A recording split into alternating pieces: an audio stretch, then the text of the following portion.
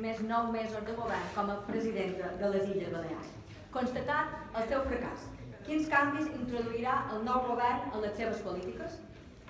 Gràcies, senyora presidenta. El meu grup ja va manifestar que sentíem profundament la malaltia del senyor Bonet. El que no me pensava és que escoltar les seves pròpies paraules li provocava en vostè aquesta reacció, perquè la veritat és que m'ha limitat a repetir el que deia vostè dia 7 de maig de 2013.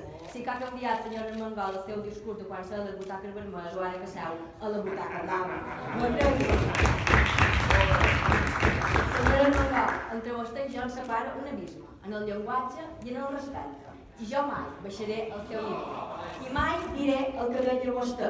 Ha tallat el cap a molts dels seus consellers per tapar la seva covardia, per tapar la seva ineficàcia i els ha fet menjar els marrons de les seves decisions en el Consolat de Mar.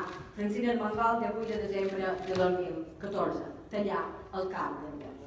Ni aquest és el meu llenguatge, ni crec que vostè, senyora presidenta, sigui covard i també ha quedat demostrat que aquest tipus de decisions no es prenen ja des del Consolat de Mar.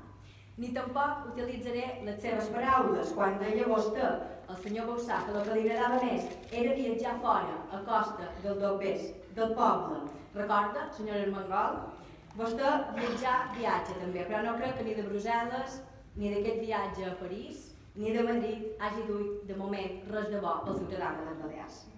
Però ara que té solucionada aquesta primera crisi de govern, pot respondre tranquil·lament, amb rigor i amb humilitat, que és el que li correspon, perquè vostè és la presidenta de tots, no és ja la cap de l'oposició. I ens hauria de respondre si aquest canvi de cares també durà darrere un canvi de política, si la política de transparència tornarà o serà per primera vegada la política estrella d'aquest govern, com havíem promès, i no la política estrellada.